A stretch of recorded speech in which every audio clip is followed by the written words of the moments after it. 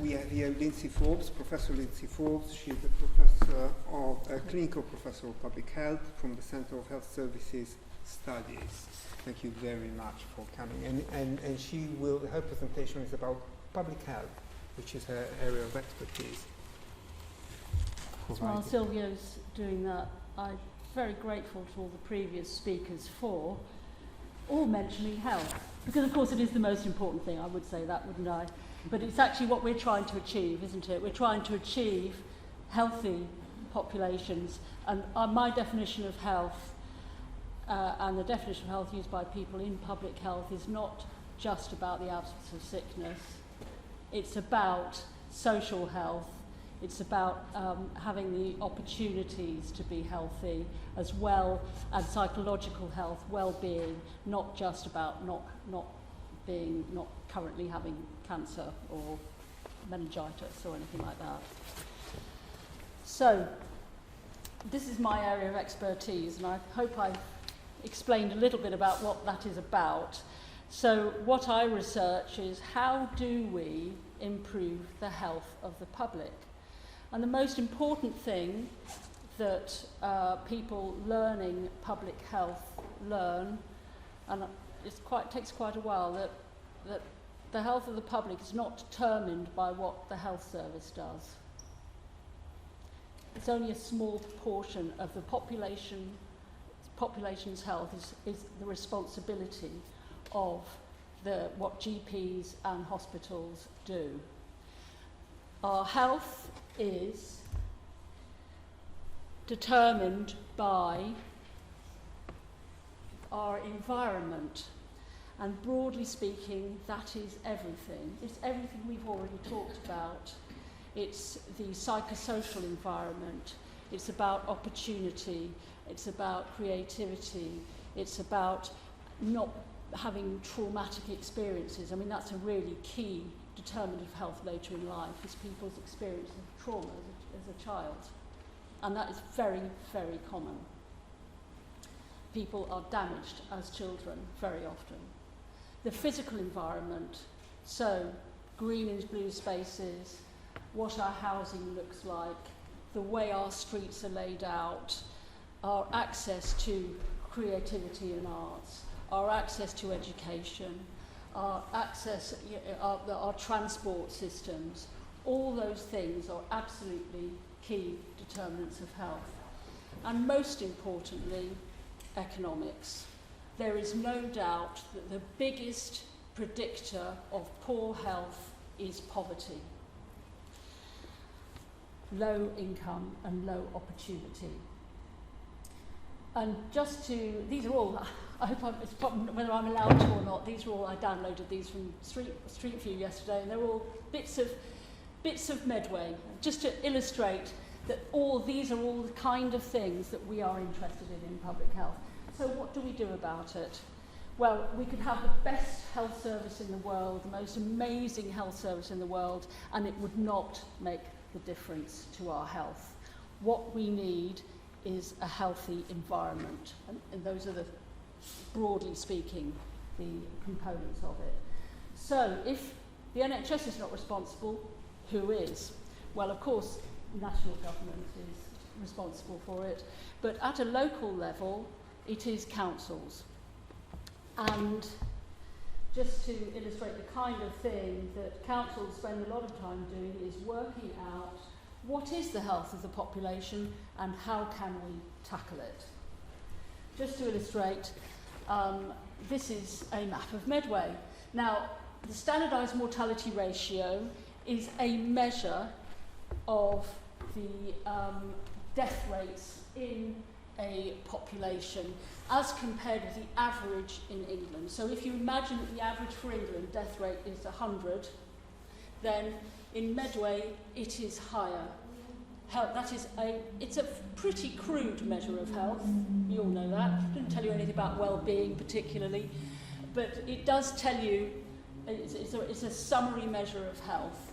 And even more importantly, there are huge variations between parts of Medway, and this is a pattern reproduced all around the country, in the death rates. these are all adjusted for the age of the population, so it's not just because old people live there, okay? Because obviously old people are more likely to die than young people. So you can see the sort of central areas of Chatham have the highest death rates. Rainham, for example, particularly, has lower death rates. And that is not about the differences in the age of the population. That is about the environment people are living in. It's not about their access to the GP. It's not about their access to a hospital. As David last week pointed out to me that, Medway Maritime Hospital is right in the middle of Chatham, isn't it? It's right, well, it's Gillingham, isn't it? It's right in that middle of that red bit. And we're number 4. Sorry? We're number 4 on that. Oh, right, yes. Absolutely. So, what should we do about it? And I'm here as an academic, but I realise I've always worked very closely with the policy world and the public health practice world ever since I've been working in public health. And so what we need to understand is, what should we do about this? What should we tackle? What should the council invest in to try and tackle these huge inequalities in health? And death rates is just one example. The pattern is reproduced whatever measure you look at. And that includes mental health, all aspects of physical health, and the determinants of health that we know about, for example, obesity, which, again, we don't conceptualise obesity as something as somebody's solely personal responsibility in public health. Because if you are brought up without agency, without opportunity, without good mental health, your chances of and access to healthy food and the right guidance, then you are never going to be able to tackle that problem. Nobody ever gave up smoking when they were miserable, did they? You've always got to think about it in that way. So what we're trying to build the evidence for is, what should the council invest in? What's the evidence for what would work best? There are millions of choices. There are loads of things we could do. What's going to be the most effective? What's going to give the greatest health gain for the people of Medway? And so in order to generate that evidence, the council ideally needs to be involved with the public in deciding, in generating that evidence. Academics in their ivory tower can't do that on their own. The evidence is quite weak. This area of research gets much less funding historically than research into high-tech machines in hospitals. But should it, given that 80% of the health of the population is actually an issue about our environment and not about our health services? Does the council consider research evidence? Well, it does, but sometimes research isn't there. And of course, there are many other influences on decision-making in the council. It's not just what the research says. We all know that, and I won't go into how policy is made. So, I'm going to tell you about one project only. There are lots of other subsidiary things happening, but this is the absolutely key project that is a great success for Medway Council, and I'd like to say the University of Kent as well.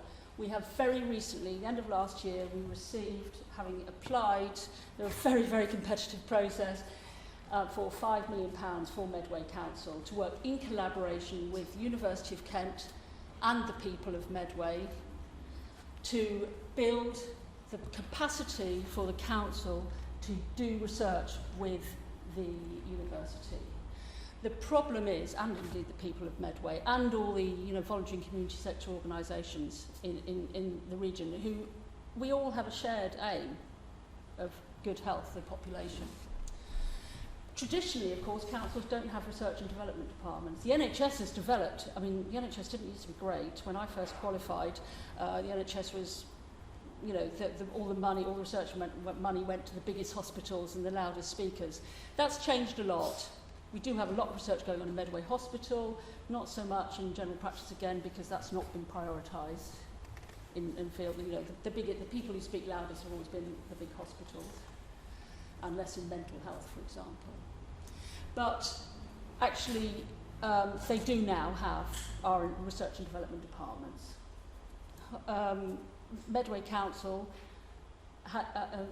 unless there was somebody particularly, forward-thinking, and there has been research activity in the council, but it's been very, very difficult. If you don't have a research officer, you don't have the people to actually speak. People aren't given time in their working day to speak to academics, to collaborate, about research with the public, not about services. Because of course the council speaks to people in members of the public all the time.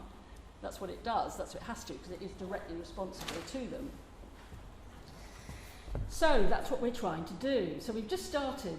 So I'm not going to tell you about the nitty-gritty of what we're doing, but what we're trying to, because it's be quite boring, but we are trying, the vision is, at the end of that 5 years, is that Medway Council is a research active organisation.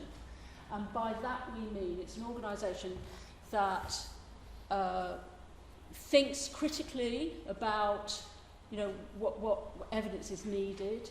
It thinks it invests some time from council officers to work with academia to develop research projects and deliver research projects and disseminate the findings of those research projects and put them into practice. And that's not just for Medway. The research that we do, we hope, will be relevant to the rest of the country as well. Because nationally this is a problem, that there is a limited amount of evidence available for councils to make their decisions about what's going to make a difference to the health of the population. So that's what we wanted to what we wanted to be. We wanted to be a council that is research active and routinely uses robust research evidence. It's never going to be the only thing that makes the decisions be made upon, obviously, because every council is different, every environment is different. Every place has got its own sort of political, and I mean political with a small p, as well as with a big P, drivers of activity. So what we've been doing the last few months, because we've only just started this, is building a shared vision. And this is why I'm here, really, is to work with you. David Whiting is here. He's the director of the Health Insurance Research Collaboration in Medway, deputy director of public health, and we are, both of us, working very hard to try and build a shared vision across the council, across the university, and the people of Medway about what we're trying to achieve here. Because, we have to be very clear. It's very complicated, and of course, the university has a different idea of what research is as to the councillors, to council officers, to the members of the public. Achieving and understanding what we're trying to achieve. What is the shared vision?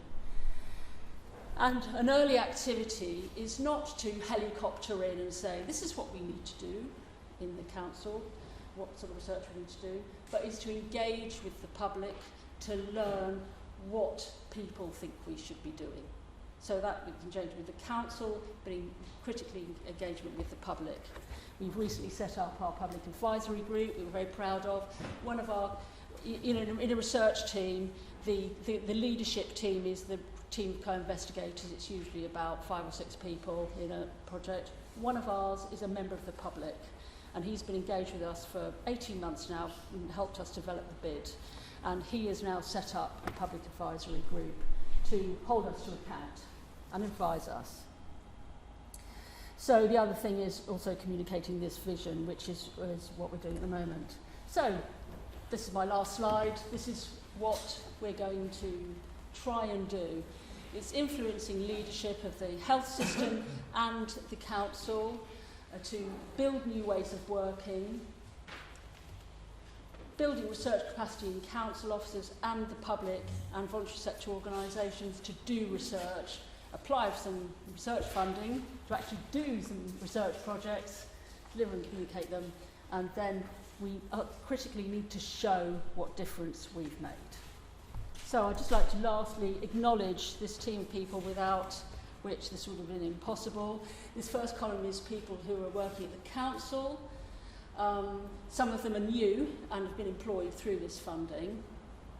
And Rick Pataki is our public co-investigator and knows our public advisory group. We've only just been formed, so I didn't have time to ask them if they mind me putting their names up.